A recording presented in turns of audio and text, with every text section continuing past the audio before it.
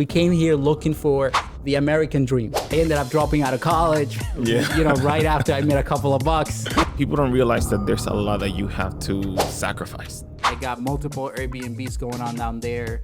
We have our contractors here, 8, 9 people that work here in the office. So we're opening a junk removal business too.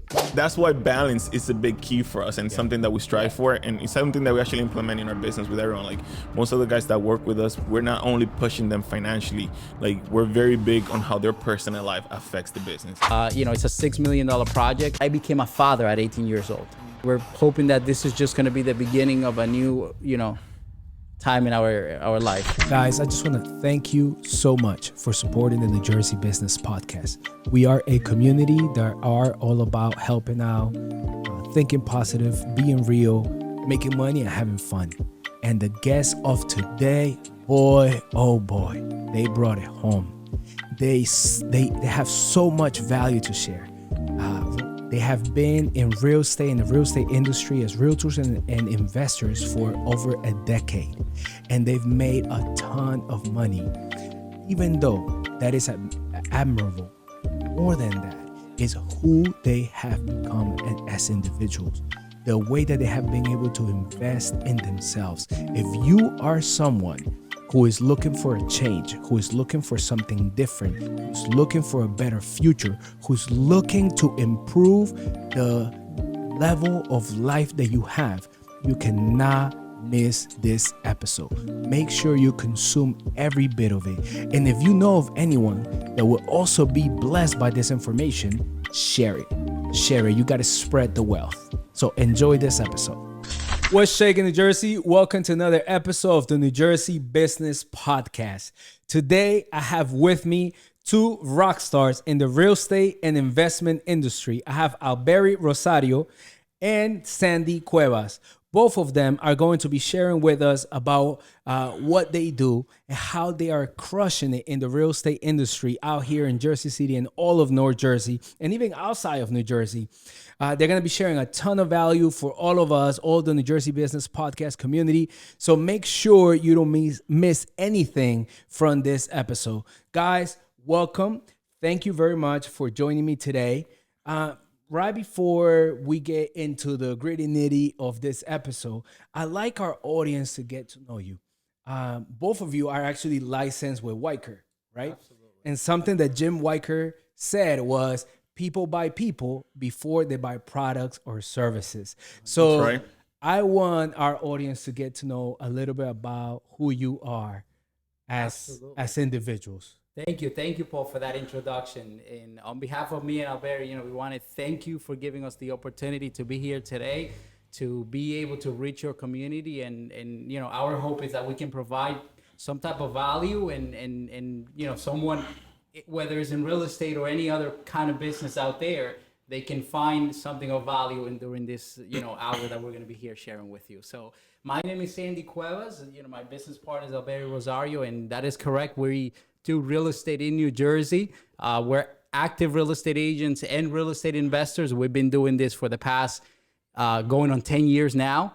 We started fresh out of high school. We partner up in flips, as a realtors, helping other people buy properties. And we've been able to scale the business from, zero to, close to $2 million in profit now in the last year. So we're excited to be able to provide value, to give back to the community. And we hope that, this is going to be good for everybody. And when we were talking kind of in preparation to today's episode, something that I really liked about you guys, in addition to what you do in the industry, you guys are also family oriented. Absolutely. Right? So Alberi, can you share with me a little bit about yourself, your family, that our community can kind of learn and get to know you better? Sure. So I'm 20 years old. I actually have a daughter. She's 19 months. And I have my wife as well, who's actually part of the business and works with us. But yeah, I think part of what you said is, our mentality is very family oriented and our business is very family oriented. And we try to maintain our team that way. The people that we work with, we don't see them necessarily as only coworkers or employees. We see them as family members. And I think everything that we do within our business, we try to keep that mentality and create that type of environment.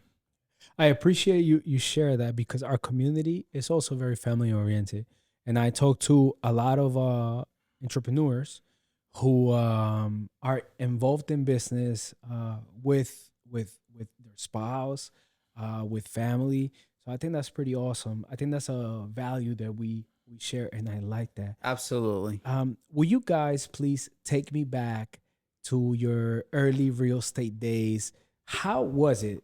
Like, first of all, do you guys go into real estate together, or do you meet after you were in? No. We actually met in middle school, on 8th grade. Yeah. We met on 8th grade. Yeah. And we went to separate high schools. We still, saw each other because we used to swim. So we used to meet at the swim teams and compete against each other. So it was actually pretty cool. And then I graduated high school we both graduated high school in 2014, and I started real estate right after high school. I started taking the course right after high school, and I started in real estate January of 2015 with Weichert. And shortly after that, Alberi joined me over. I was already probably like 6-7 months into the business. Yeah. We were both going to college and doing real estate. So Alberi came over, and then I started, obviously, like everybody else, from the bottom, selling properties, doing rentals for other people for a commission, until I was able to build up a little bit. At 19, I bought my first house. Wow. I did my first flip at 19 years old. And listen, it's a longer story, but I ended up dropping out of college. Right after I made a couple of bucks.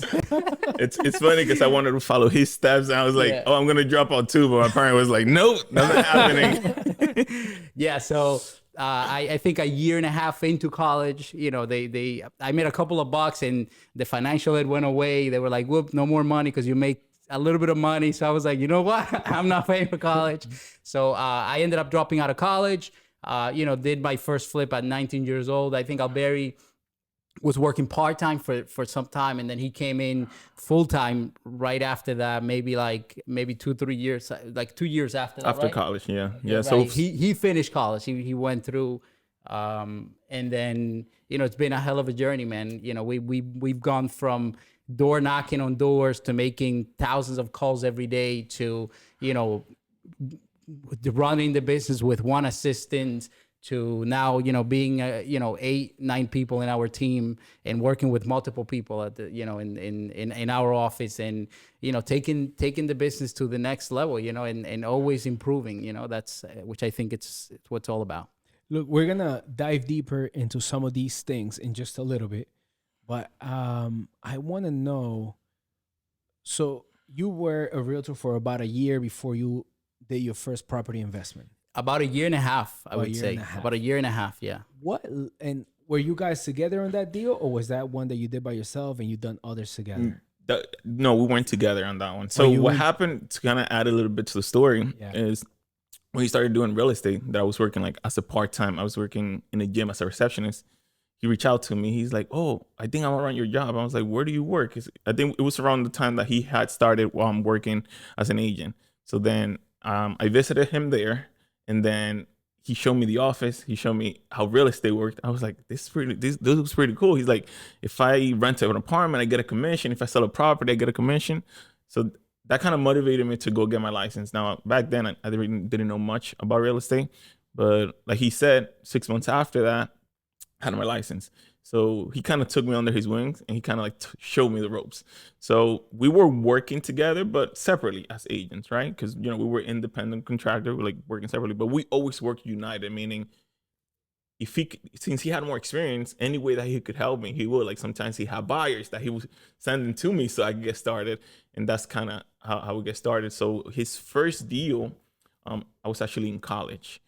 So when the whole dropping out situation happened, he was killing it back then. And he's like, you know what? Like, I think I'm just better off putting all my time into it, because like I said, he was killing it. I was like, you know what? I'm going to do the same, but I wasn't making half of what he was making. But I was like, I see potential here. So when I said that, that's when I say, like, my parents were like, nah, that's not happening.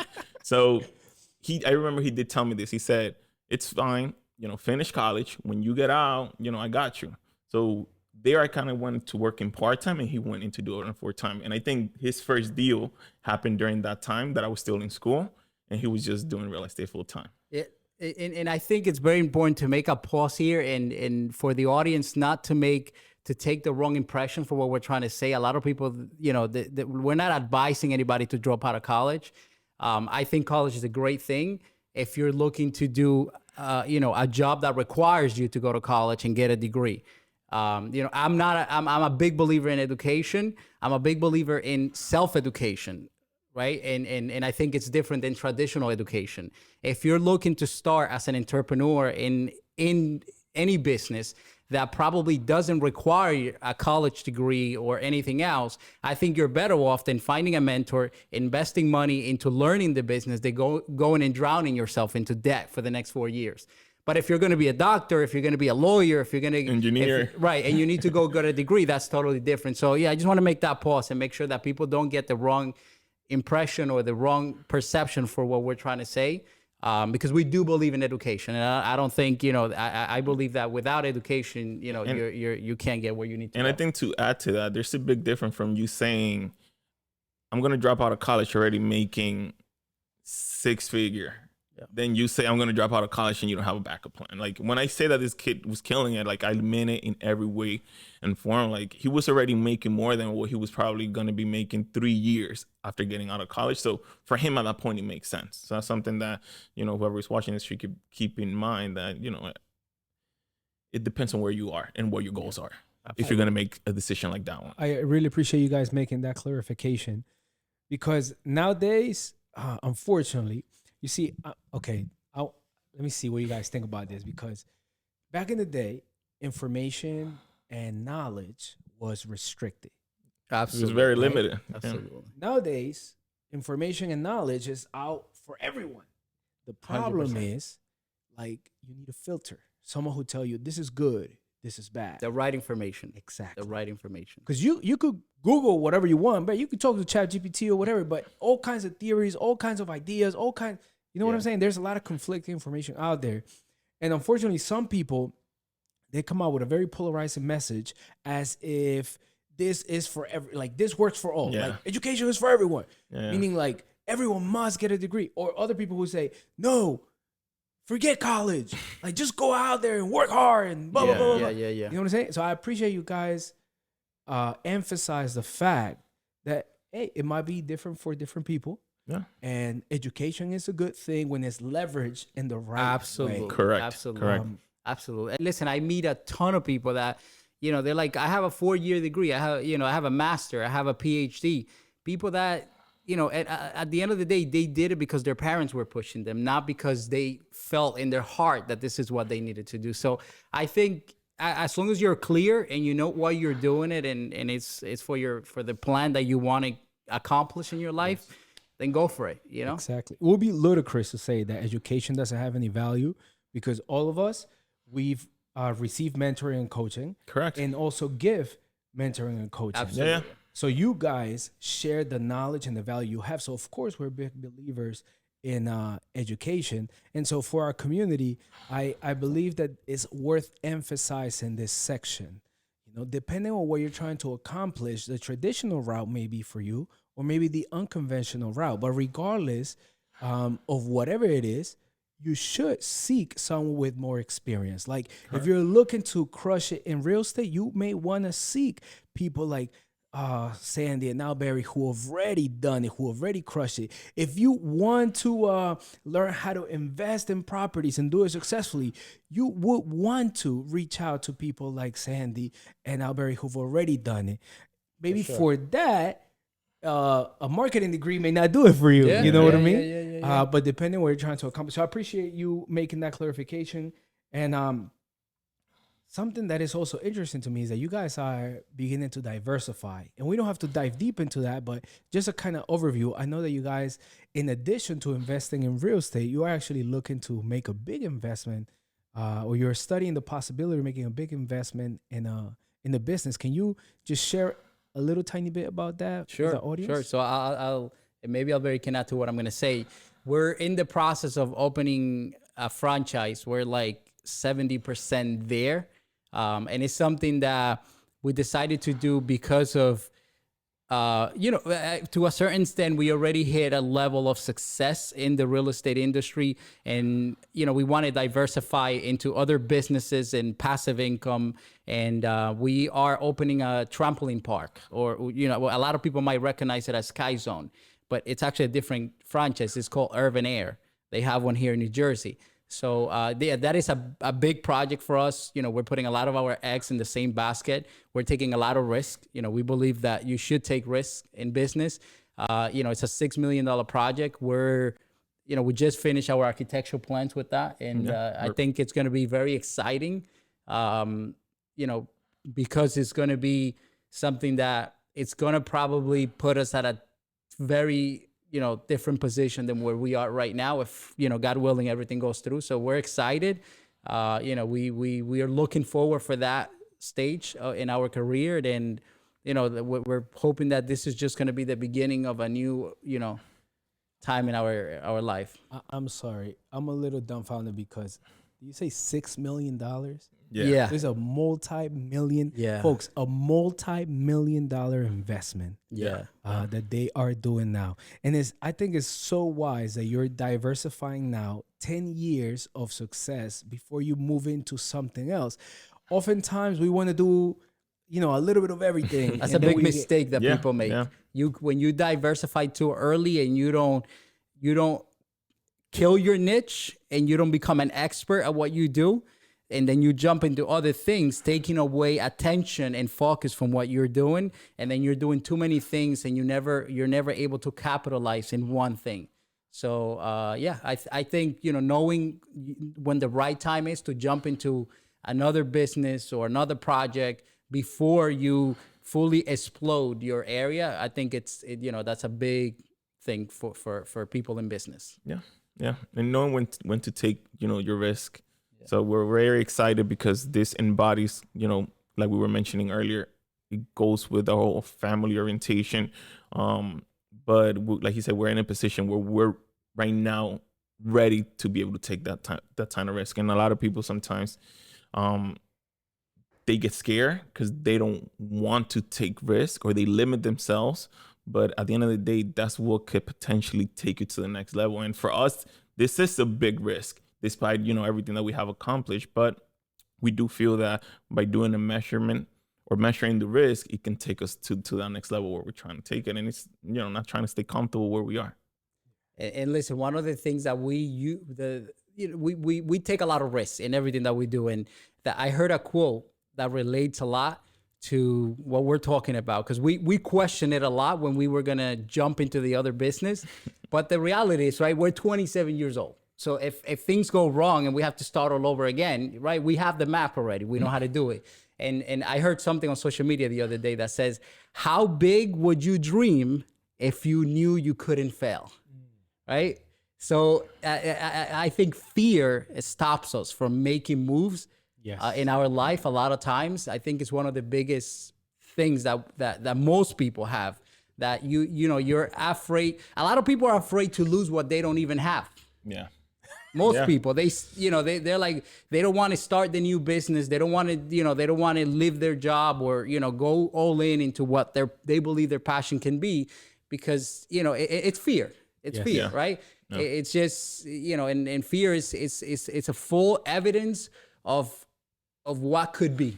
Yeah. Like, it's just, your perception of the situation. So, yeah. And it hinders growth. If you're attached to fear, then you stay comfortable. And if you stay comfortable, it's going to be hard for you to go to the next level. Yeah. I always say that the problem is not taking risk. If we can shift our mentality and change it from not being scared of taking risk, but instead assessing the risk that you take, right? And depending on your position, you might be able to take bigger risk or smaller risk. But assess your situation, know what type of risk you're willing to take, and take it. Then that's going to put you in a position to be able to reap those rewards. If you're not willing to take that risk, you're not going to be able to reap those rewards later on. And I think that's what differentiates us, or what helped us get to the next level, that we weren't afraid, and we're taking leverage in time of our age. And I think sometimes people also get stuck in the mentality that they think, oh, it's too late. Like, oh, I should have done that 10 years. It's never too late.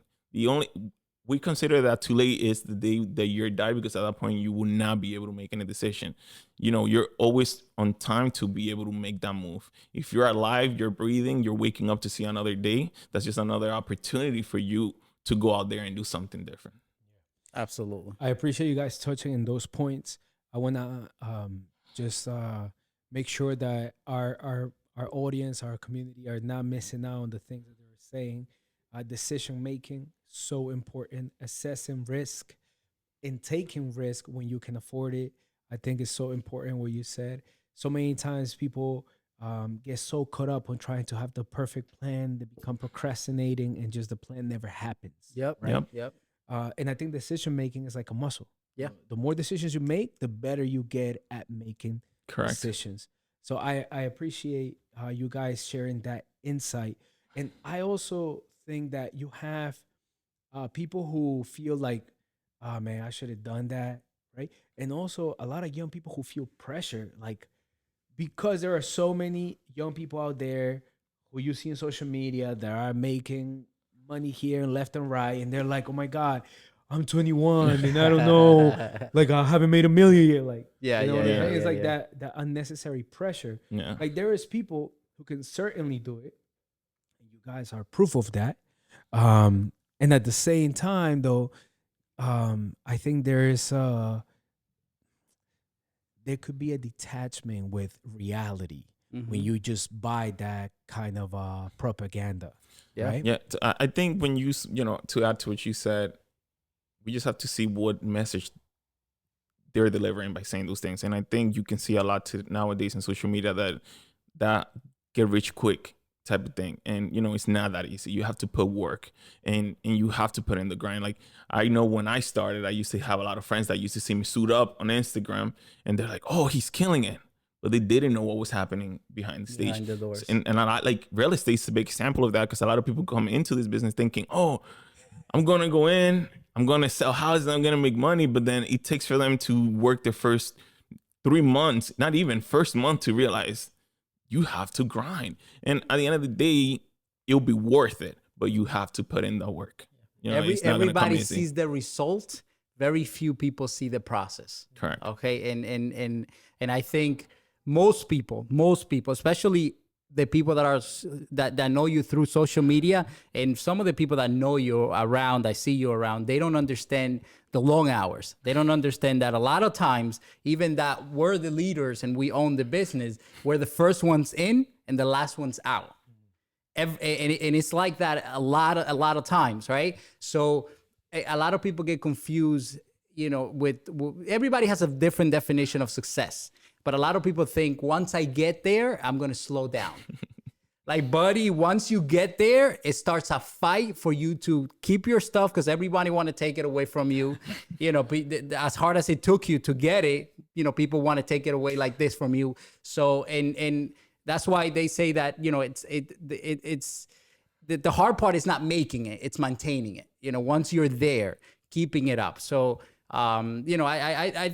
I think that's what it is. A lot of people think that, oh, I'm going to get there and that's it. Once I get there, I'm going to chill out. That's when the hard work starts. Yeah. Like the real creators, the real people that make shit happen, they don't stop. They Elon Musk, the people that run these big billion-dollar companies, they still work. They still get up every day, before everybody else. They prepare themselves for their days and they kill it. And there's a lot of people don't realize that there's a lot that you have to sacrifice, right? So, when you commit to doing something, you have to sacrifice certain things. Sometimes you might have to sacrifice the stability of working that 9 to 5. And you might, by risking that stability of not having that paycheck on a month to month, you might struggle for the first few months, but on the long run, it'll be worth it. It might be that you might have to sacrifice maybe not going out as often, not partying. Like, those are one of the sacrifices that we did at a young age, that we chose work on the weekends rather than going out to parties, going out to hang out with our friends. Like those are the sacrifices that took us to where we are. But a lot of people, they want the results, but they're not willing to make those sacrifices, and that's what makes the difference. You guys hit in so many different points that are so important, and you also said that you have to take risk, and sometimes I believe many of us fall into the lie or believe the lie that, hey, it's easy, you automate, everything will be quick, you're real quick, and because that's what sells, right? Who wouldn't like to hear, like, listen, in 3 months you'll be making $50K a month, and you only have to work 4 hours a week? Like, who's not gonna love that idea? Yeah. So that sells, but that is not true. I gotta tell you, I made the mistake of trying to automate my business way too soon. I started making a few $1,000s, and I went and remove myself from the equation and let it just keep on doing. It fell apart. My grandma used to say, "The eye of the master fattens the cattle," which means that if you're not there, things are not gonna be done the right way.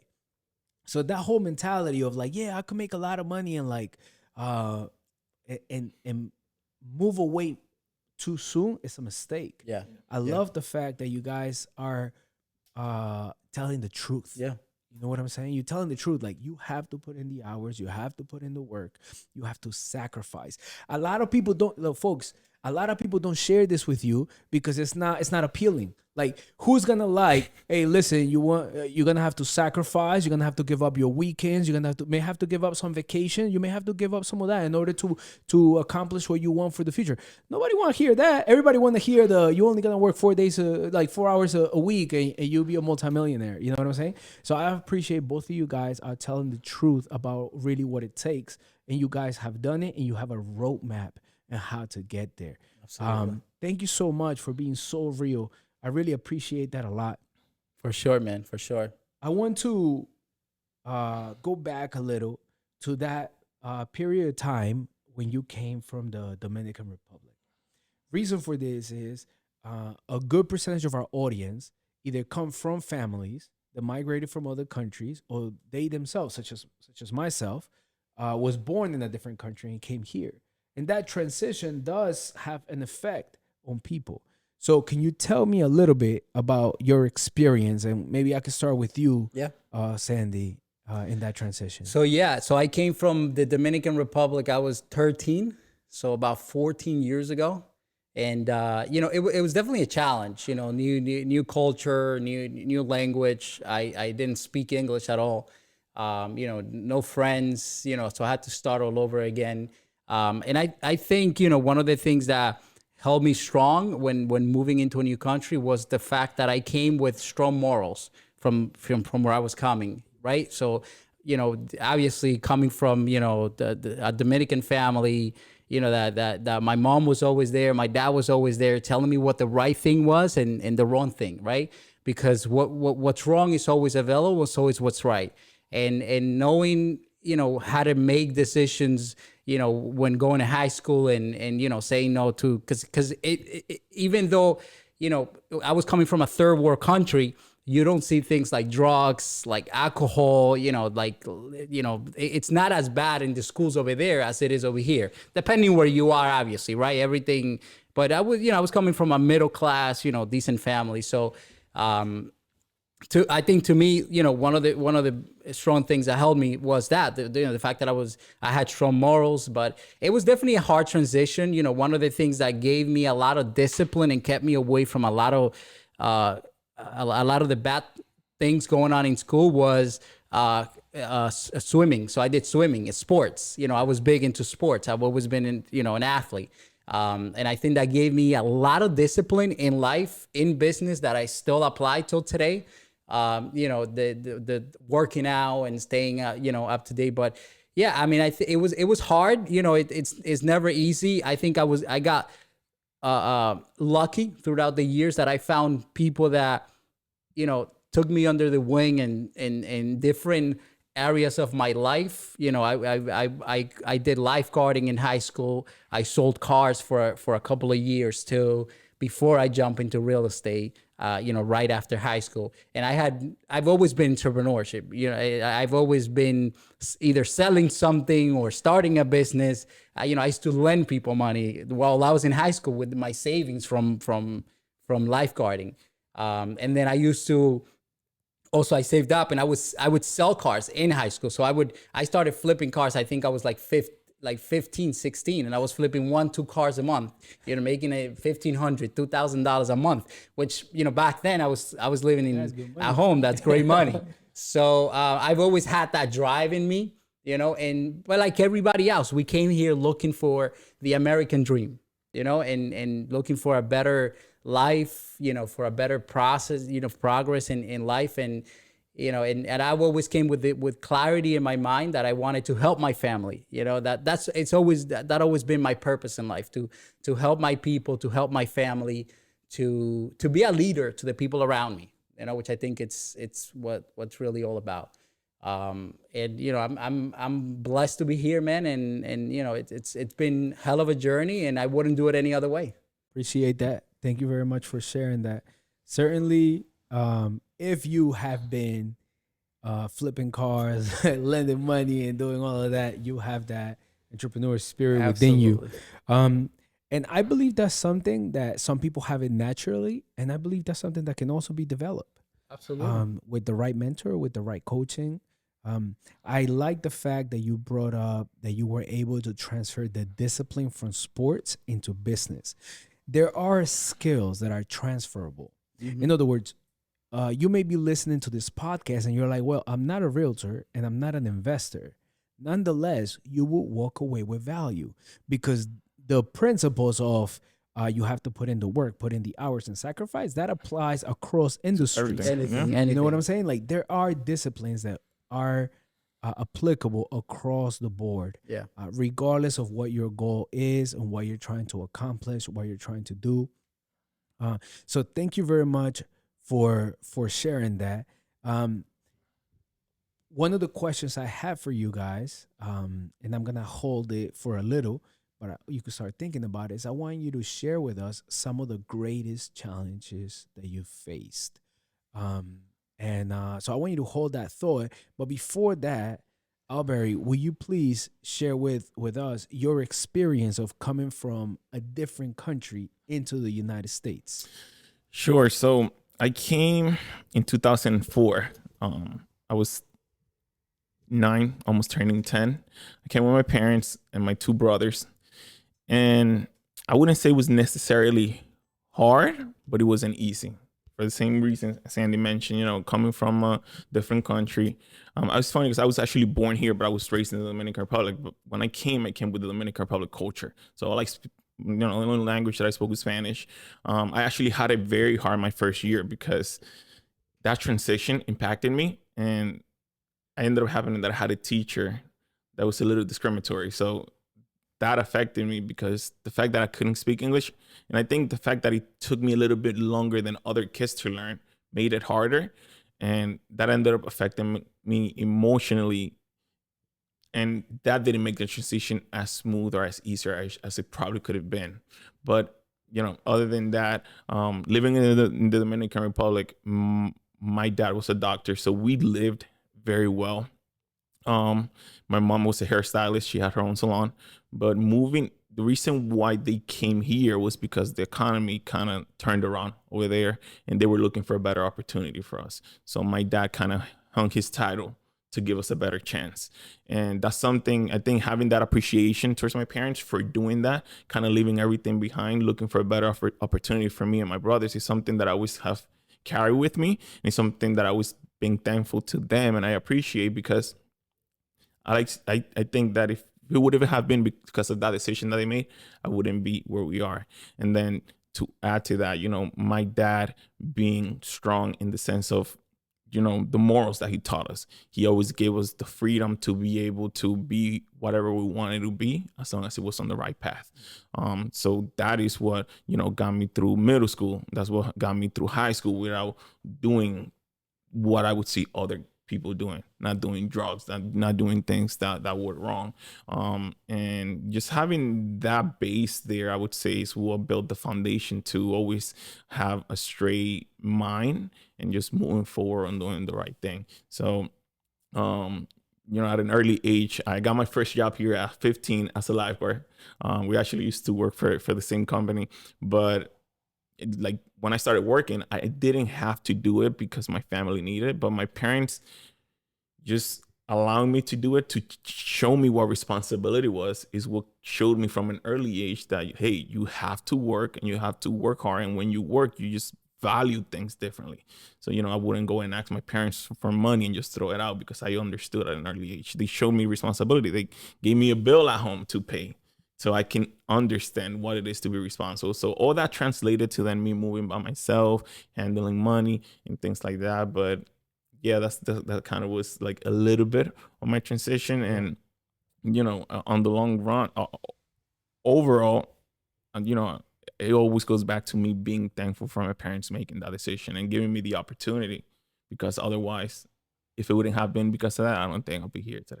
I appreciate the vulnerability you have in sharing your experience, because it's different for everyone. When my parents told me we were moving to the States, I was like, woo, all right. I told my friends, like, yo, we're moving. And my parents like, wait, we haven't even like made the arrangements. Like, we don't have it. It was just a conversation. You know what I mean?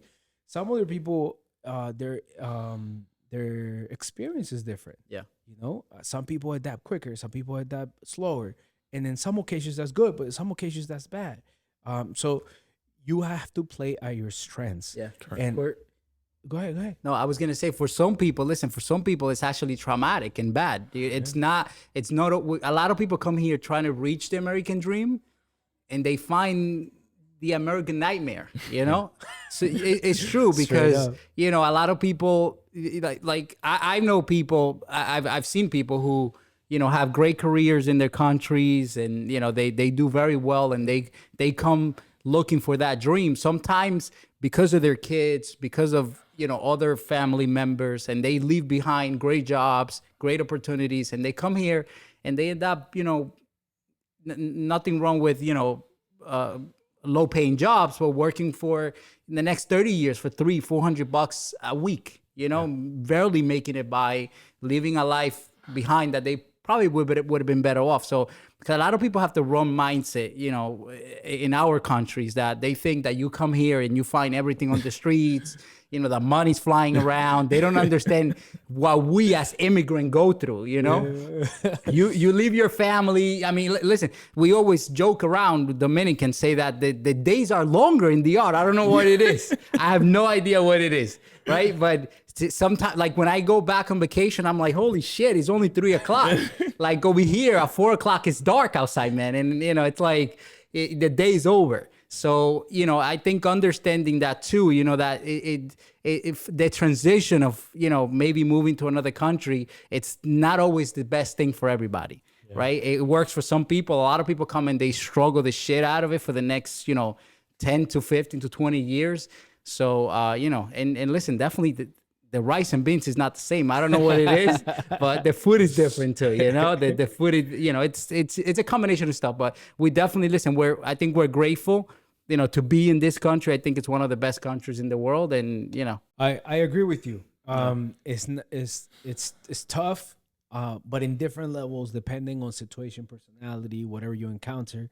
I have met people who in their country had an engineering degree and had a good job and had people working for them, and here they're working cleaning. But I had some people that did that and stay there, and other people that didn't stay there. Of course, that made it. Because for some people, if they have the right mindset, they're gonna Totally find agree. their way. Totally agree. Something that I want to rescue from what you were saying as well is that something that both of you share is you have a strong moral compass, that your parents instill in you certain principles, and there could be people listening and it's like, man, I come from a messed up household. Like my mom didn't show me or teach me those morals. Like my dad wasn't around, but this is important.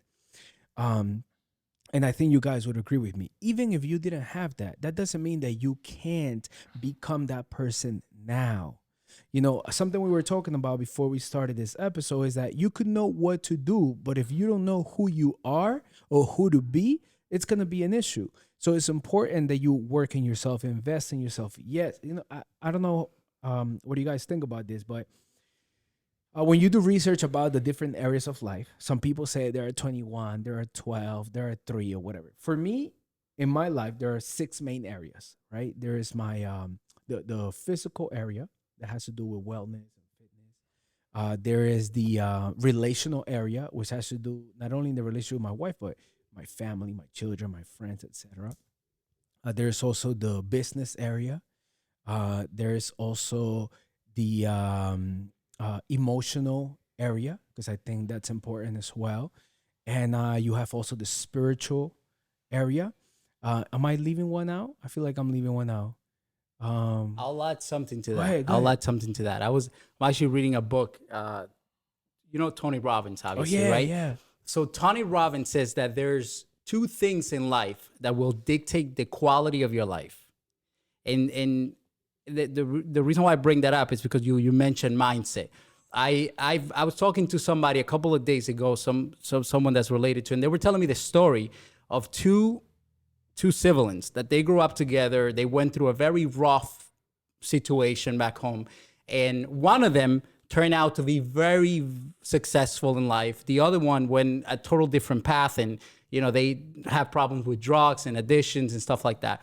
And the reason why that happens in life is you say, well, but they were brought up in the same household. How come they could be so different? It's because each of them took a different meaning to the situation that happened in their life, and those meanings produce emotions. That those emotions then produce actions that dictated the quality of their life. Yeah. So I think in life that if you can take the right meaning of every situation that you're in, and you can obviously relate that to the emotion that's going to give you, you can control the outcome of your life. Yeah. So I think meaning and emotions are 2 things that if you can take control of that, your life can be completely different.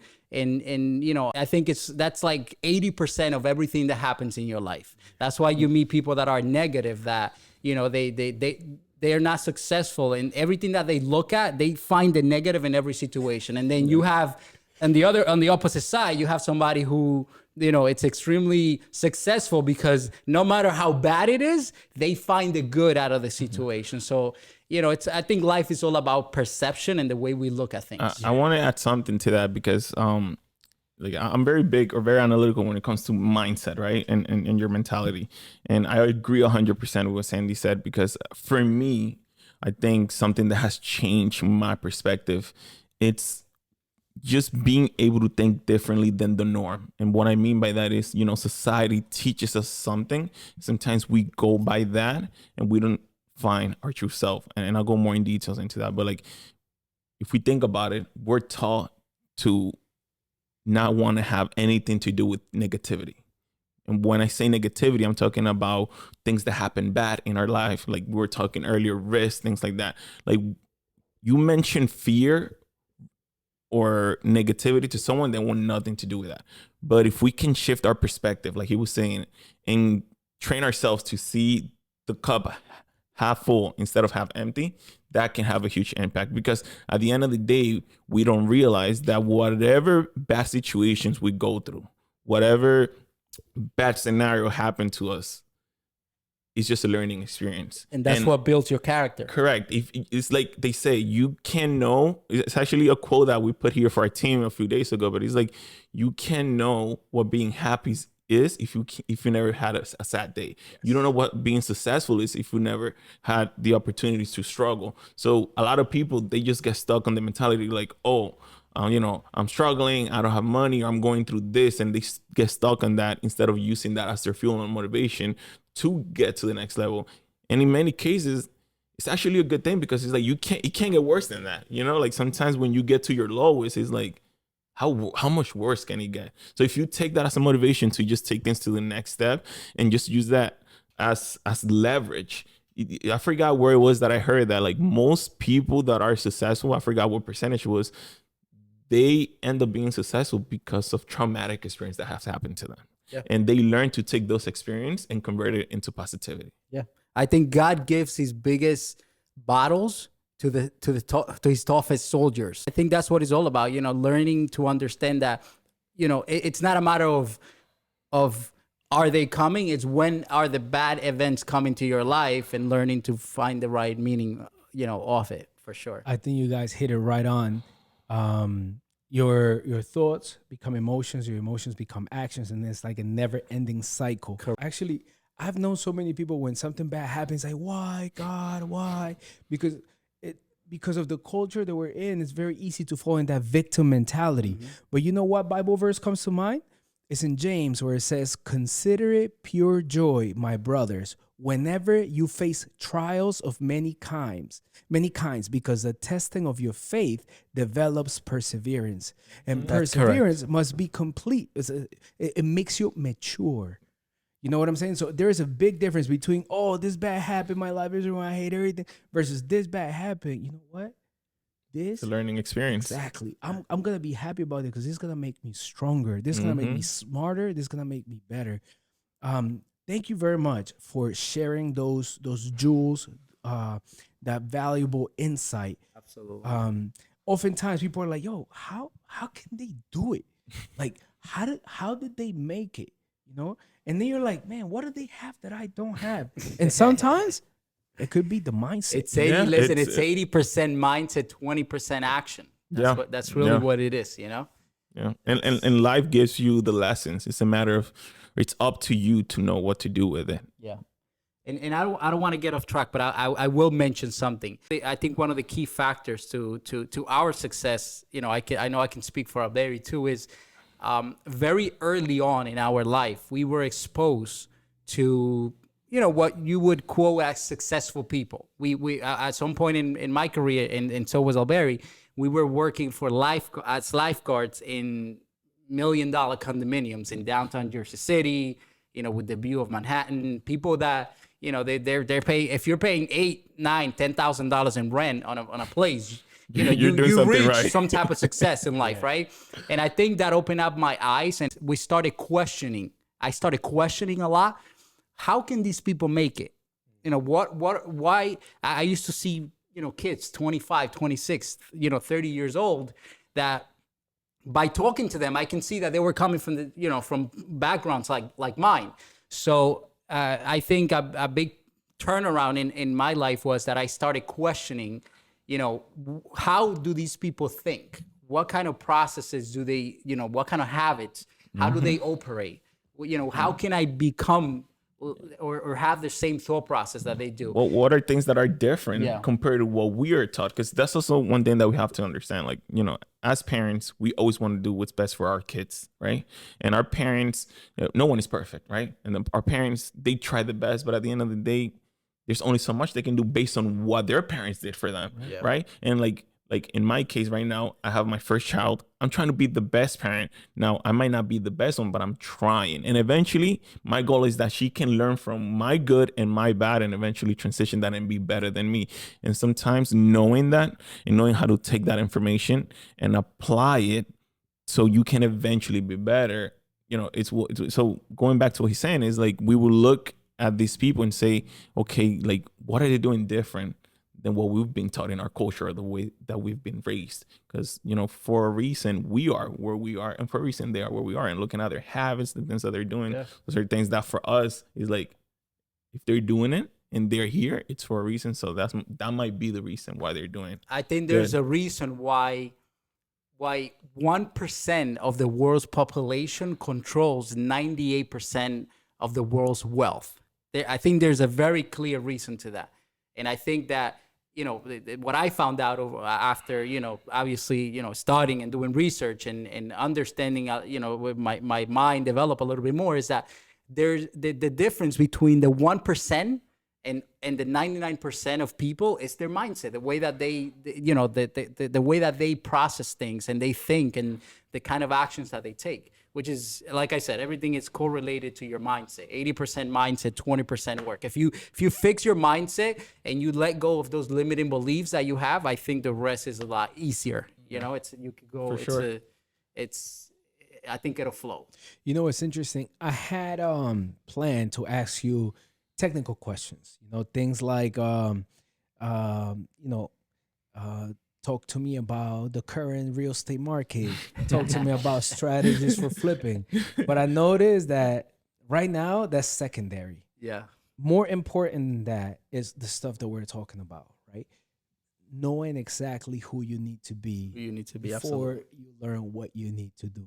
As long as you could become that person, listen, once everything comes by itself after that. Yeah. Listen, you can reach success selling umbrellas. You can reach success selling, you know, having a 99-cent store. Success, it's correlated to the person you are and you know, the person you can become. And if you're constantly learning and how to reach the next level. You know, I think that's really what it is. You know, most people get complicated and they don't, you know, they think it's a master game and, you know, all these, it's simple, man. It's simple. You just, you know, it all goes down to your mind and doing the work. And a lot of people correlate success with just monetary, you know, like he said, it's different for everyone. So it's just knowing yourself and knowing what it is that you're trying to achieve. And sometimes for some people, you realize, like, once you really understand yourself, it's not about having money. Maybe it's just by being closer to your family, by maybe making a connection with a brother that you haven't been spoken to in a while, by just having balance in your life. Like, that's something that, you know, it's key. Money's important, but it's not everything. Thank you for sharing that, bro. Because I remember one of the worst times of my life, emotionally, spiritually. I was doing well financially, and I was actually I had never been in such a good shape physically. Yeah.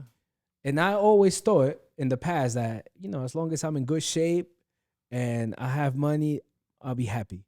And I was wrong. My relationships were not in a good place with the people that I loved. And that didn't fill any void. I felt depressed. I felt sad. Yeah. Nothing made sense. Nothing would fill me. I wasn't in a good place in my relationship with God. I wasn't in a good place in relationship with my loved ones. You know what I mean? So it's a combination of things. It's 100%. Balance. It's not just money. I mean, money makes things probably easier. It makes it easier. It makes it easier. Listen, it's much better. It's like, yo, let's go enjoy this versus what can we enjoy within our budget? It's not the same thing crying in a bike than crying in a BMW. I'll tell you that. It's not the same thing. And that's why balance is a big key for us and something that we strive for. And it's something that we actually implement in our business with everyone. Like, most of the guys that work with us, we're not only pushing them financially, like, we're very big on how their personal life affects the business. Yeah. And we're very big on balance. And, you know, how you are personally, how you are with your family, the way that you take care of yourself physically, the things that you eat. You know, we're very big on that because we feel that all that can affect you in the business. So we strive for finding balance within everything. And that's, in my opinion, for me, that's my purpose in life, is to find balance. Because today I could have health, I could have, let's say, money, but maybe I don't have the right connection with a family member, or vice versa. Maybe if you don't have love, you might have everything else and you might not be fulfilled. You might have love. So it's a balance and just trying to keep up with everything. And I'll be honest. I mean, we're humans. There's going to be, most of the times in your life, you're probably not going to have them all. That's the fight of life. You probably won't. You're going to be struggling in some areas of your life. There might be a time where you have the money that you need, but you don't have the physical shape or the emotional intelligence that you need, or, you know, or your relationships might not be at your best. But I think being aware and understanding that and working on it, you know, to make the proper moves to become better. I think that's when you reach success. You know, when you're aware of it and you're like, listen, I know I need to work on this. I'm disciplined enough that I'm going to work on it. You know, I think, you know, because we're not trying to sell anybody a dream. We know, you know, we're not perfect. Nowhere near perfect. Right. But I think we are aware of ourselves and we know what we need to work on. And, you know, it's a consistent work. It's something, you know, it's something that you have to wake up and do it every day, because one day is one thing, the next day is another one. Yeah. You know, I think an important ingredient into that is self-compassion. Reason being is some people sometimes they judge themselves too harshly, and that puts them down. Yeah. Man, I suck, man. Man, I'm fat, or man, I'm broke, or man, you know, hey, practice a little self-compassion. You know, now that doesn't mean that now it's like, oh my God, I'm gonna practice so much self-compassion, I don't have to do anything anymore. Yeah. No, it's like a balance. It's a balance of Correct. discipline, self-compassion. You know, push yourself, but don't be so hard on yourself necessarily. I have some specific questions that I want to ask you guys. And Sandy, I want to start with you. Sure. I want to ask you, how has continuous learning shaped your success in life? Listen, continuous learning, I believe, is one of the top 3 skills that you need to be successful in any business, especially in the time that we are today, where the information is constantly changing. And what was working yesterday or 2 years ago is no longer working today, which is one of the reasons why I know we were having a discussion off camera that we're starting to do social media, me and Alberi, because I want to say for the past 19 years, a lot of people told me, they're like, why aren't you on social media? Why aren't you advertising? And my response to that was, listen, I'm doing good enough. Why do I need to get into social media? To attract attention. But guess what? Attention is the new currency today. So I think 2 things that are essential to your success, which is the right information, which you're only going to get that through constantly learning and changing, so you can adapt to the changes in your business and in your space. So I think that's key, you know, and understanding that, you know, what, like I said, what was working yesterday is not going to work today. So you have to, you know, keep up and invest in yourself and invest in your business, because there's no way that you're going to obtain the right information for free. You have to pay. You have to hire the coaches. You have to go to conferences. You have to network. You have to reach out to those people that are doing way better than you are, so you can learn from them. Because that's the only way that if you want speed in your life and in your business, you're going to be able to get it. Because it's not a matter of figuring it out. I probably will figure it out eventually, right?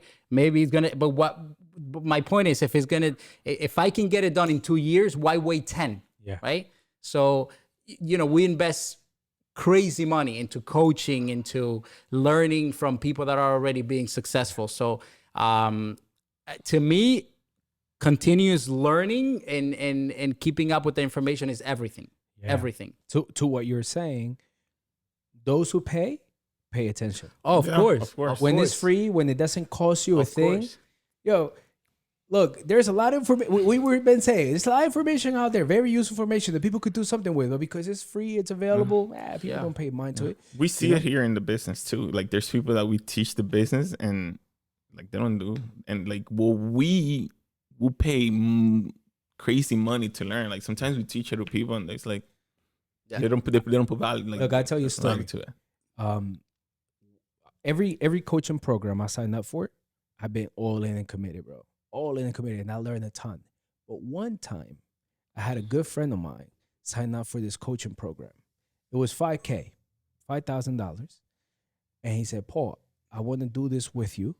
I bought the program. Yo, check it out, bro, so we could do this together. I didn't, bro. You did? I dedicated a few days to it, but I didn't go through the whole program. And it was good value information. And even though I know this, that those who pay attention, like, I realized that because it wasn't my investment, I wasn't so keen in getting the most out of it. And I realized that when I made an investment, I got the most. That's why I think it's so important that when you're teaching people, they give something. Absolutely. It has to cost them something so that they could value it. And I'm really happy that you're decided to strengthen your social media presence with Legacy Building Media. They're a good company, and I'm happy that you decided to do that. You know why? You know why, bro? Because there's a lot of fake people out there. And I'm tired of that, man. I'm tired of seeing fake people with no values, with no morals, with no integrity, telling that they're going to help people how to do this and that. Bro, that's trash. These 2 guys, everything that I know of you so far tells me you're real. Absolutely. Appreciate it. You're all about helping out, thinking positive, being real, making money, having fun. And I think that's beautiful. I believe that you need to strengthen your presence because people need that. Our community needs more people like you who have experience and are willing to share it. So I want to thank you for that. And Alberi, I have a question for you as well. Actually, I have more than a question, but what are the top 5 benefits of having a growth mindset, in your opinion? I think the top 5 benefit of having a growth mindset would be learning, like Sandy said, adaptation, consistency, innovation, and long-term success. Because when you learn, then you are acquiring information that can help you to adapt to any situation. For example, in our market, if the market change, if we have the right resources by learning from these mentors, then we'll know how to apply that and look for the third one, which would be innovating, right? Like if we can adapt or if we can innovate, we can adapt to the current situation. So those 3 currently, because if you can learn, it's going to be hard for you to adapt to a change. And then from there, once you have those 3, you can apply consistency, because if you can maintain yourself in your area and be the best, right? Like for example, we're right now in the real estate market, interest rates went up, and you hear a lot of people saying, "Oh, the market is gonna get tough," right? But what are you gonna do differently to stand out? Like in our case, we're now being innovative and we're trying to adapt by doing social media, right? By providing value to people. And people be willing to work with us because we're giving them something, and we're going to be giving it for free, right? So, and then we feel that with those 4 components comes the last one that I mentioned, which is long-term success, because you're going to stay in, you're going to stay seen, you're going to stay relevant, and people are going to want to work with you. If you stay, in the past and you can adapt, you can be innovative, the change is going to take over you. It's going to be hard for you to stay consistent. Totally agree. I think for not only me, but for us, I think that has been those 5 elements have been the main keys for us to be able to stay relevant, stay consistent, and always looking for that next opportunity and steps to take things to the next level. Bro, that's good. I got to tell you, because a lot of people think consistency means same. Yeah. And what you're saying is you could be consistently changing and consistently innovating. Absolutely. Yeah. Which doesn't mean same, right? Yeah. One of the best advice that I received recently within the last few months was people say keep trying until you make it. He says that's incomplete. Yeah, it's not keep trying, because if you keep on trying the same thing over and over and over and over, you already know it's not working. That's not smart. Absolutely. It says if you were to give the complete advice is keep trying different. Correct. A different way until you find what works. And then once that works, ride that wave for as long as you can. But then you got to keep on changing, because the current is going to change again. Yeah. Thank you very much, Alberi, for sharing that. Sandy, what goal setting strategies do you use to stay ahead in business? Ooh, that's a good one. So one of the things that has been a massive thing for me in my life, in my business, is that I write everything down. I think when you write things down, something magical happens. Like if I show you my phone, I have like maybe 700 notes in there, of stuff that I just write. And I have goals every year at the beginning. Unlike most people, they just write goals. They look at it the first month. I carry a few things in my wallet. I think Alberi has seen it. Yeah. Back when I started in 2015, I wrote myself a $5 million check. This is true, guys. It's true. It's true. He carries it in his wallet. Yeah. Every year he does. It's a $5 million check with an expiration date of 5 years. Right, that was in 2015, and I along with that, I have a big paper with all my goals, which is physical, mentally, relationship, family, things that I want to do, whatever it is. And I make sure that I go back to that at least once a month, right? At least once a month. And I'm looking at it and I'm analyzing it and I'm saying, what can I do differently? Listen, a lot of times you won't achieve some of those things. A lot of times I go above and beyond with the goals, right? So I would have a much, much higher goal to at least, if I don't hit 100% of it and I hit 75%, I still did amazing. So I think a lot of people lack that. A lot of people lack the fact that, you know, they don't write stuff down and they don't say, this is what I'm going to do. And you go back constantly and analyze where you are in your business. So to me, you know, writing stuff down, I think it's crazy. And then I also, you know, a lot of people, they concentrate too much on goals. I also commit to a lot of the things that I'm going to do before I even know that I can get them done. Like I'm a big believer in that. I believe in committing first and figuring out later. He knows that, right? So a lot of times I'm like, you know what? Like I'm more of, and I think this is why we do so well, because he's more of the analytical mind and I'm more of the hustler. You know, it's like I know we're going on a race, and I'm like, bro, get the car ready. We're gonna go. He's like, wait, we gotta look at the map because we're gonna turn right here. I'm like, fuck it, let's go. You know, I'm like, let's do it. So I think it's always been like that with me. It's like I commit first, and we'll figure it out later. Like, don't worry. Like, you know, obviously there's calculated risk, right? And that's why I try not to take any decisions before I have him review it. I'm like, what do you think? You know, like, you think this is a good deal? So, you know, but I think you have to have certain type of that, you know, even when you have goals in life. So, but yeah, listen, I try to, you know, to write my stuff down and have them on paper and constantly go back to it and analyze where I am in my life so I can, you know, make official judgments of, you know, what's next. I think there's so much power in doing that. Yeah. The discipline of writing things down. And I think it's so cool that you know each other's strengths, or you could make each other stronger by playing at each other's strengths. I think it's great that you are the one that will build the plane in the air. Yeah. I think that's pretty awesome. I like that. I think that brings balance to what you guys are doing. Alberi, how do personal wellness and self-care impact your business decisions? Personal wellness and self-care impacts my business because, like I mentioned, I'm a huge believer that everything starts within yourself. And I believe that if you're taking care of yourself physically, emotionally, and you're in a good mind space, it's going to be much easier for you to work on the outside.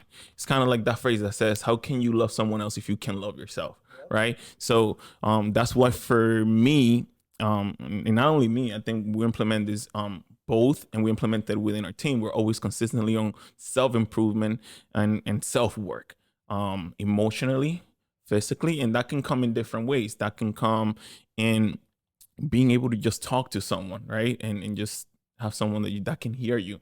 That can be something. It's funny because here in the office, they call me the therapist, because like people know that if they ever need someone to talk to, they can come and talk to me.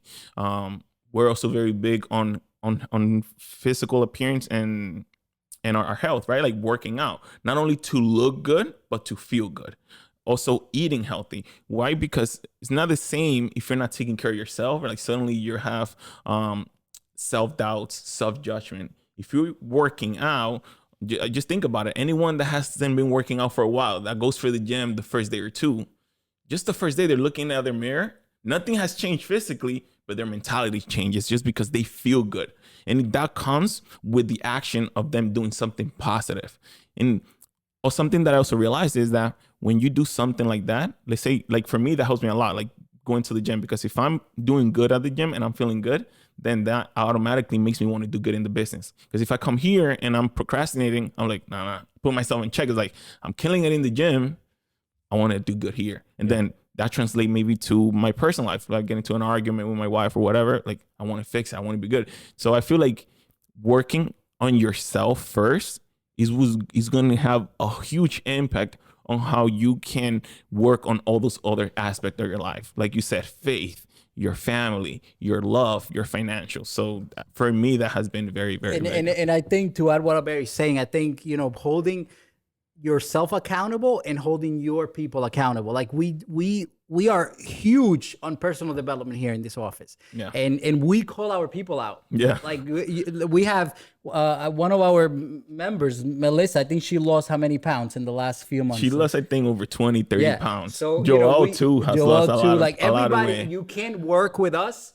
Because if you're not taking care of yourself, if you're not working out, if you're not doing self-improvement, if you're not reading books, because we do it. So I expect you to do it. We lead by right? example. Like, we don't call people Yeah. out on things that we don't do. Like, one day, one of our guys came in and he came with like a Dunkin' Donut, like, big iced coffee. And I asked him, I was like, and not only, it wasn't the fact that he brought it one day. Like, I saw he was coming here every day with a large cup of coffee. And I was like, do you know how much sugar that has in there? Right. And I pointed to us, I was like, don't feel any kind of, like, I want you to know why I'm telling you this, right? Like, I don't want to have any control over you, but I want you to know what you're doing to your body. Yeah. And then he made a completely different change. He went from like drinking this energy, and I asked him, I was like, do you understand why you need that? You know, like, do you understand that maybe you're not putting your time into resting well? Do you see the impact that could be having in you? And he went from now drinking that, so he switched it, and now he makes his own coffee without all that extra sugar.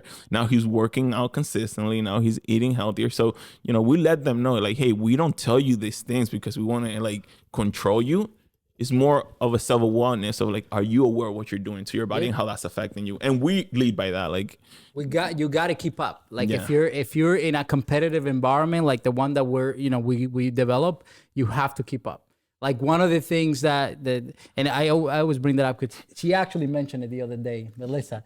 She said that one of the reasons that she got motivated to hit the gym is because I think last year or 2 years ago, we went on a trip to AC. We go to Atlantic City at least once a year. We take the whole team. We're actually going next week over there. Yeah. And in the table while we're having dinner, I said, because I usually, I say it to them straight the way that it is. I don't care if I hurt their feeling. If you're a softie, we can do it out of care, right? Like, we'd rather say it to their face than hold it and see them hurt themselves. And I said on the table, I said, listen, guys, next year I don't want no fatties on this fucking office.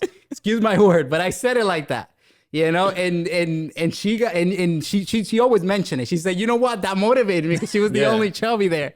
And nothing wrong with fat people, but I believe that you have to listen. If you want to do great in life in different areas, you have to take care of your physical aspect. Yeah.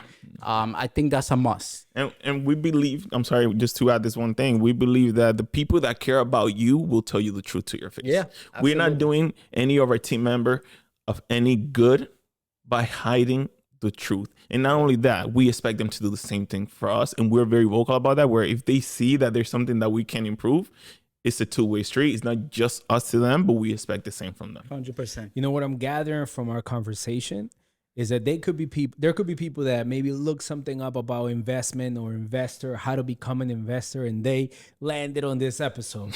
And what they're learning is, listen, to become a good investor, you need to learn how to invest in yourself. 100%. Correct. 100%. That's one of the biggest takeaways for me.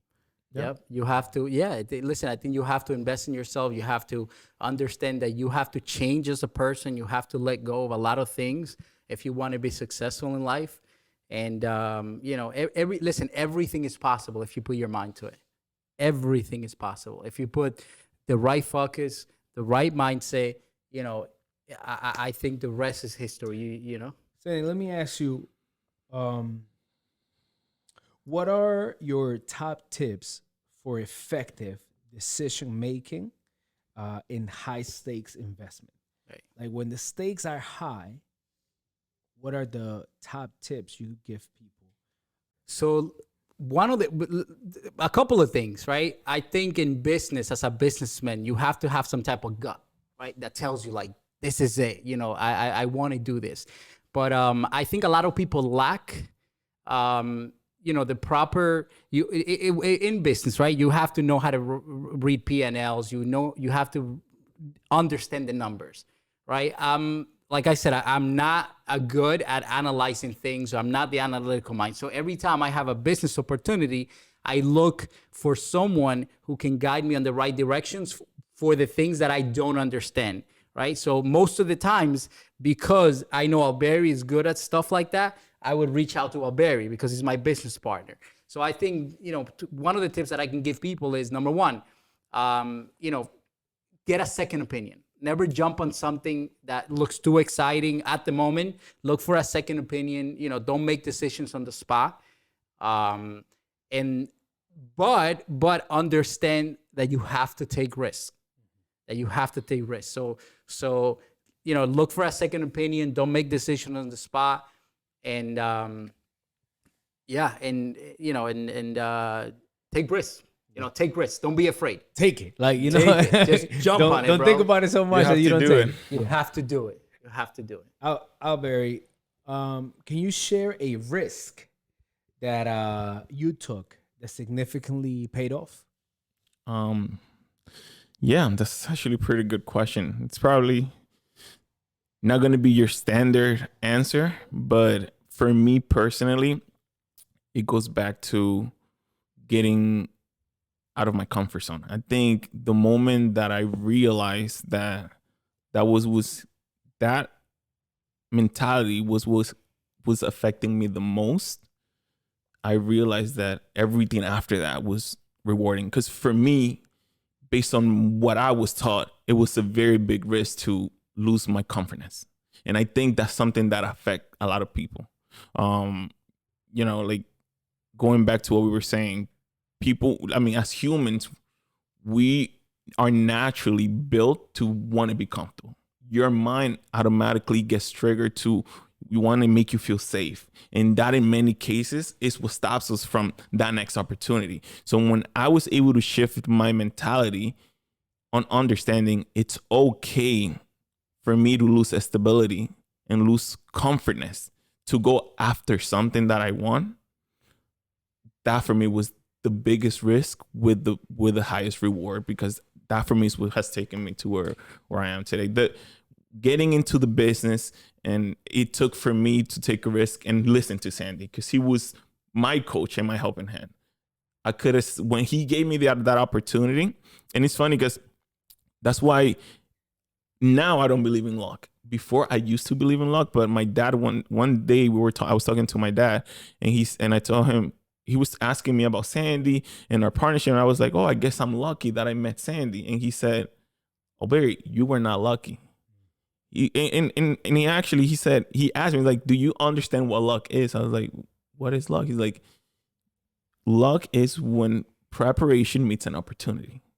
And when he gave me that opportunity to follow his steps, you took advantage. I took advantage. I could have said, you know what? I'm going to stay at my job, getting my paycheck on a weekly, monthly base, and I'm just going to keep doing my thing. But I took that risk. I left my job. I started working with him, and now I'm reaping the reward of that. So that has been for me the risk that has given me the most reward. I appreciate that. Thank you. One of a shout out to my boy Juan Milan from the Legacy Lab. He's a coach. He specializes in making people physically strong and mentally unbreakable.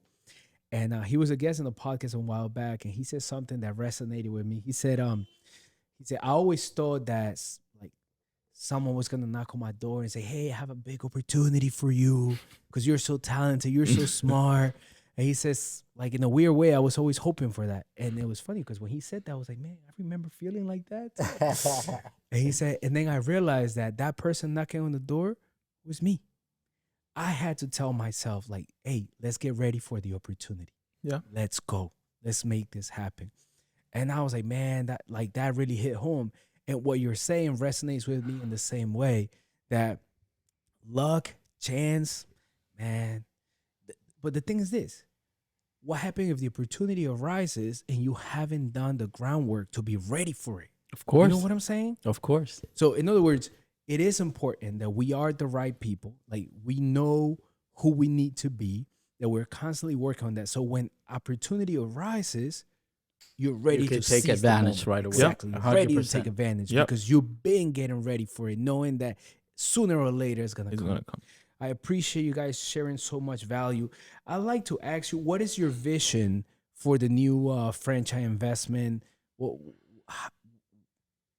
impact is that going to have for you guys as a partnership and as individuals? Yeah. So I think, the franchise business to us means a lot, just because it's for a lot of people, the American dream is buying a home.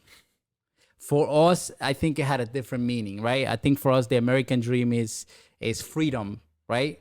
whether it's financial freedom, with family. And I think this business, this new opportunity is going to provide a lot of freedom for us. And it's going to take us to, a place where we want to go. And we have a long-term vision of maybe our goal is to open 5 parks within the next 5 years. So the hardest one is the first one. We've been working on it already on this project for a year and a half now? Yeah. About a year? Yeah. A year and a half. And we won't open up maybe for another year. Wow. Because it's we're doing the build out for 40,000 square feet. It's a lot of moving parts that take place. Our attractions are coming from China. So there's a lot of stuff that have to happen in order. But once you have one already, the process of opening more, it's a lot easier. So for the franchise business, that's our goal. Hopefully, hit another 5 locations within the 5 to 6 year mark. And it's not only an opportunity within that franchise. Like the moment that we get this park started, that we learn this new business model, it's just opening a whole new door for us to be able to, once we have the system in place, once we know how the business is run, be able to open up any other franchise. So not only within this line of entertainment, but any other business opportunity. So I think that's, if you ask me, it's one of the things that's the most exciting. That is like we're opening a door to a whole set of opportunities. Yeah, one of the things that we discussed this before, that we see our vision eventually is that we're running multiple businesses. We're gonna have like a headquarter where we're gonna have 5-6 different businesses running. Right now, we employ, between the contracting business and everything that we do, maybe 25 people, 20 people. Here in the office, it's only 8 of us. But eventually, I got multiple Airbnbs going on down there. We have our contractors here. We have, a group of 8-9 people that work here in the office. So eventually, our goal is that we have a headquarters set up. We're also... That's probably a year and ahead, but we did apply for the license. We're opening a junk removal business too. So, we're doing a lot. We're doing a lot of things. And we're hoping that within the next 5 to 10 years, a lot of things will fall into place. And because listen, the reality is once you know the structure of how to run one business, you can apply that into different businesses. So, systems and processes. Understanding that business is running. Like, we're not trying to do all this getting started. Like he said, we've been in the business now for 10 years. We're very big on what we do. So, the fact that we have our business already established and running for us was allowing us the opportunity to be able to branch into all these other areas. Yes, absolutely. So 100%, I agree with you. Systems and processes. And once you have the capital, the beautiful thing is you could invest in real estate, or you could invest in franchises, or you could invest in individual businesses. People that you believe can do more if they had the capital. You could invest in them, be an angel investor, and reap the rewards from that. And definitely, I think that's pretty awesome. Yeah. Maybe in another time we're gonna go deeper into how many franchises do you ever evaluate before you decided to go this way. But I'd like to get a little more information about your existing business and what actually got you the capital to be able to invest in other places. I also want people to know that if you're getting a ton of value based on what you're hearing, and I know that you are, I want you to get excited. Because Alberi and Sandy are opening a waiting list for people who are looking for coaching and mentoring. And so the link is going to be in the description, and you could certainly sign up, share your information, and as soon as the spots open up, you will be contacted, and you'll be able to receive even more value and more knowledge in terms of real estate and property investing. So can you guys maybe go a little into that during this time? Sure. So absolutely. So like we mentioned at the beginning, not only are we real estate investors, but we're also real estate agents and brokers, right?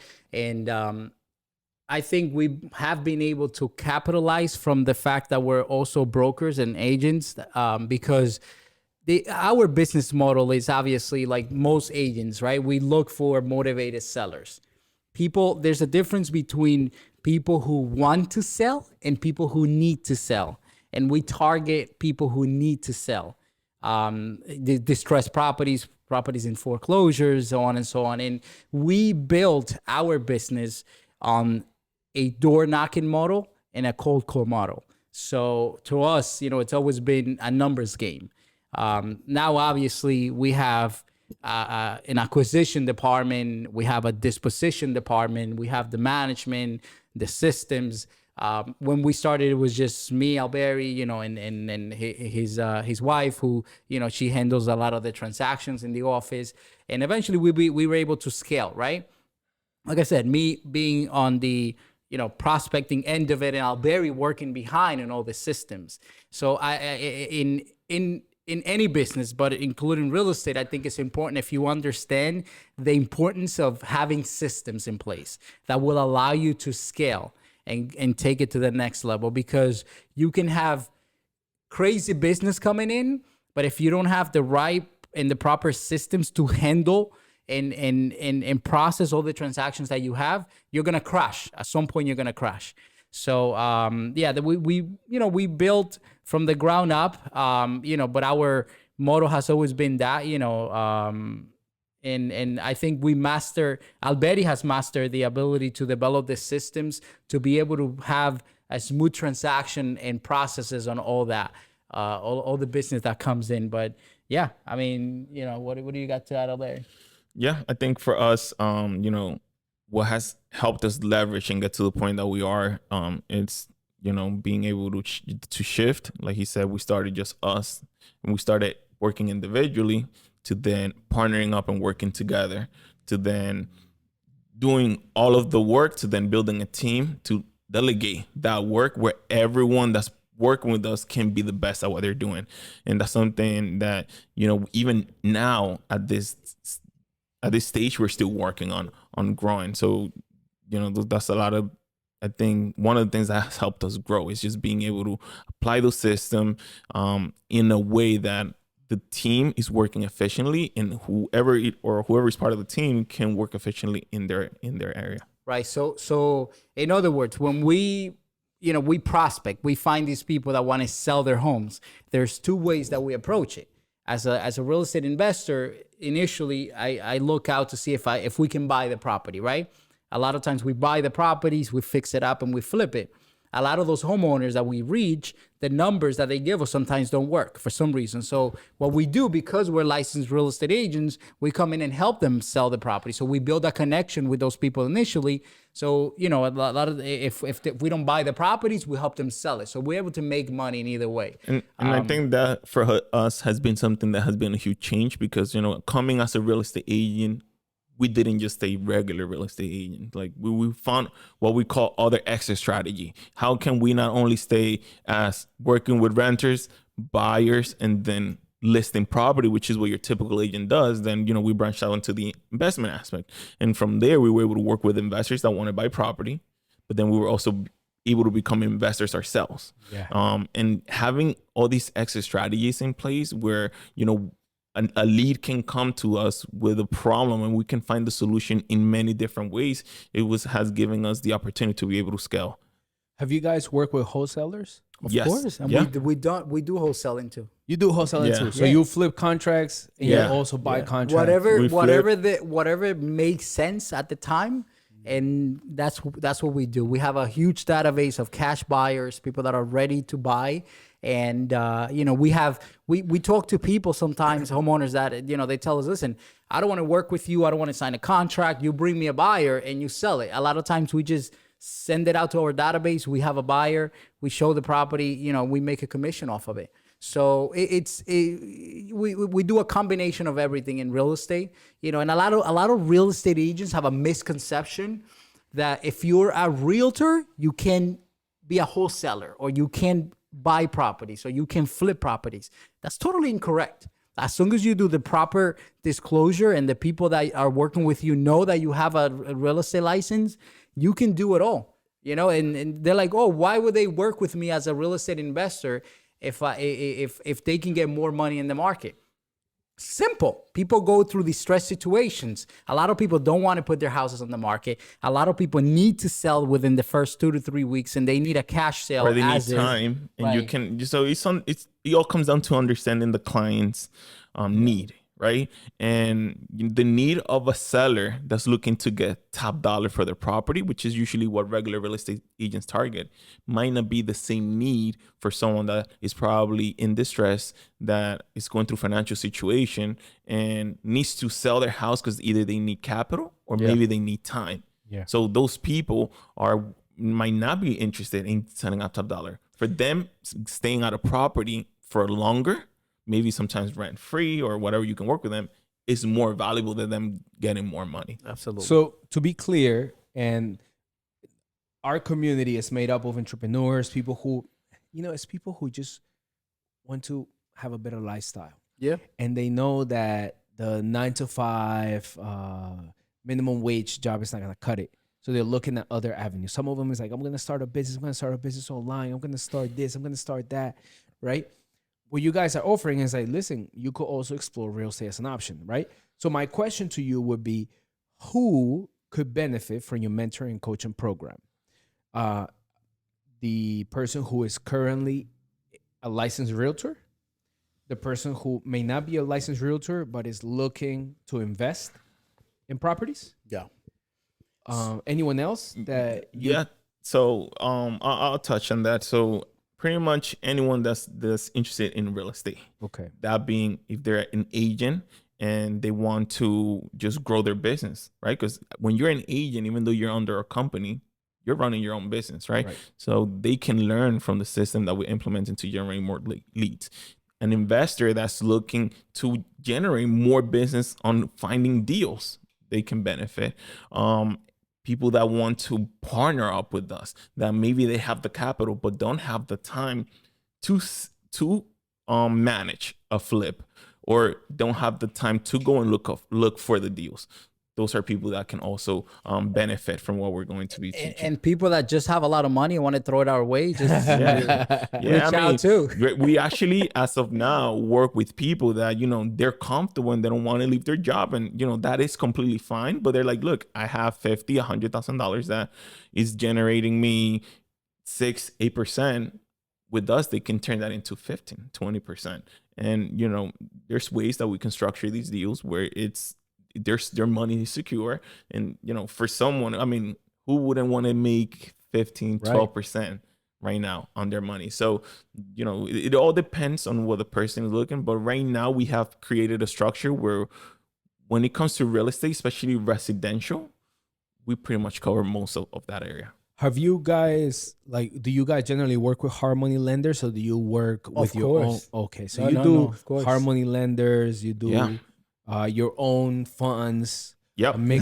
We have some money, but we're not filthy rich. Right? Yeah. So when you're buying, when you doing 10 projects at a time, 8 projects, you need to work, and leverage is everything. Yeah. So if I have $1 million and I can buy 20 properties with $1 million, it would be a mistake for me to go and buy 3 properties, right? Yeah. Because I can make more by buying more properties. So we try to leverage our money. And yes, we build relationships over the years that, we have access to hard money lenders. We also work with other investors. Ideally, one of the things that we try to implement is that we want to do deals without putting any money down. So I work with investors that we bring the deal to the table, and we're like, you fund it, we got the deal. This is how much we're making. We'll split the profit. Yeah. So we've done that a couple of times too, Guys, we're about to wrap up our time together, but I know that there is a lot more than we can talk about. So I think most definitely we're going to have a part 2. It may be a part 3. Absolutely. Because I do have very specific questions for people who are exploring those avenues.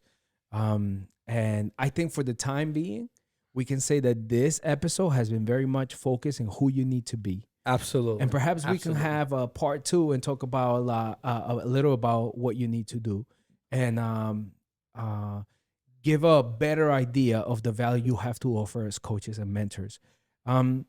Before we wrap up, though, are there any final thoughts or advice that you will give aspiring entrepreneurs or aspiring realtors or even real estate investors?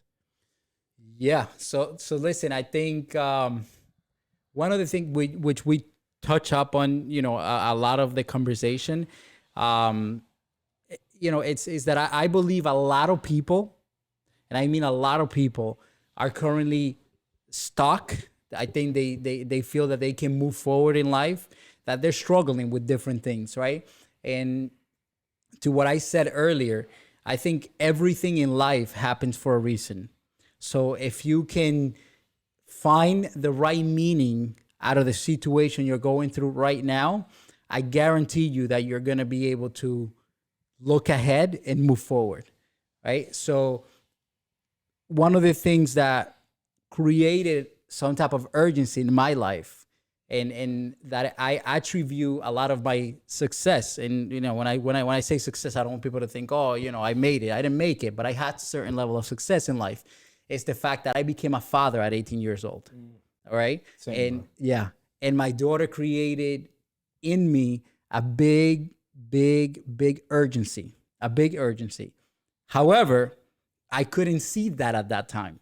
To me, my daughter is my biggest blessing, but to me at that time, it was one of the most horrible events, because what my reacted mind thought at the time was like, that's it, I'm done. I gotta go work. I'm gonna be miserable for the rest of my life because I can't go to college, right? So with that being said, if you find the right meaning to the things that happen in your life, I guarantee you that you'll be able to look ahead and look forward and get out of the place where you currently are, which is probably, if you're going through a hard time, so shift your mindset, because life is all about perspective. Okay. And and that is what the winners have been able to master, in my opinion. Would you like to add anything in terms of final thoughts or advice?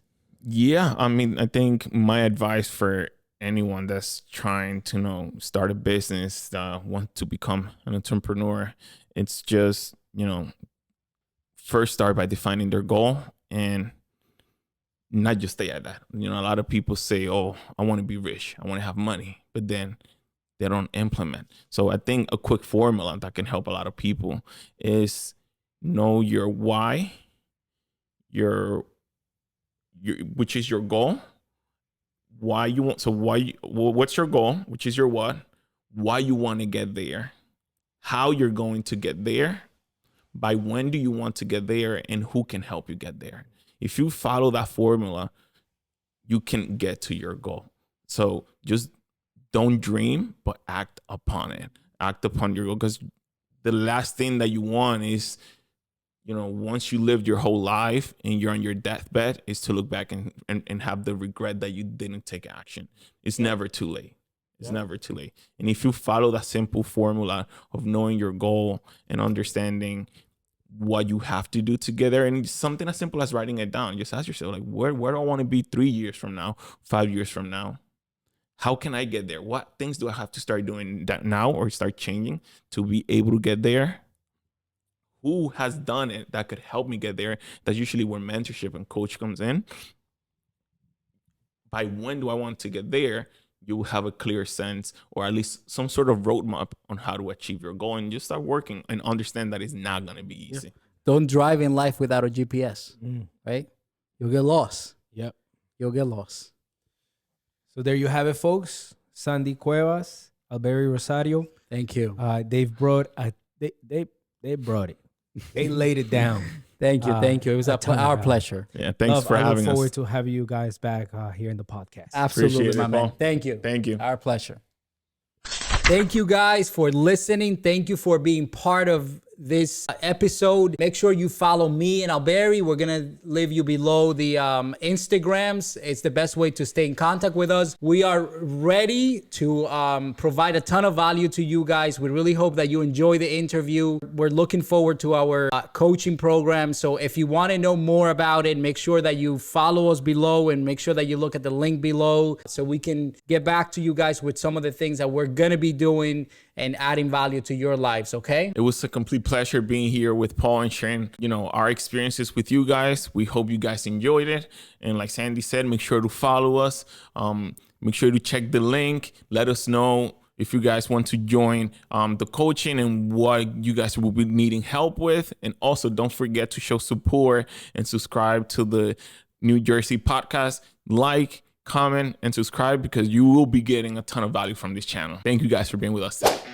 Thanks for tuning in to today's show. If you or someone you know would like to be a guest on the show, go to NewJerseyBusinessPodcast.com. That's NewJerseyBusinessPodcast.com. We can't wait to hear from you and your business. You can also visit our website to learn about sponsorship opportunities and how to qualify for a complimentary gift. Thanks again for listening to the New Jersey Business Podcast.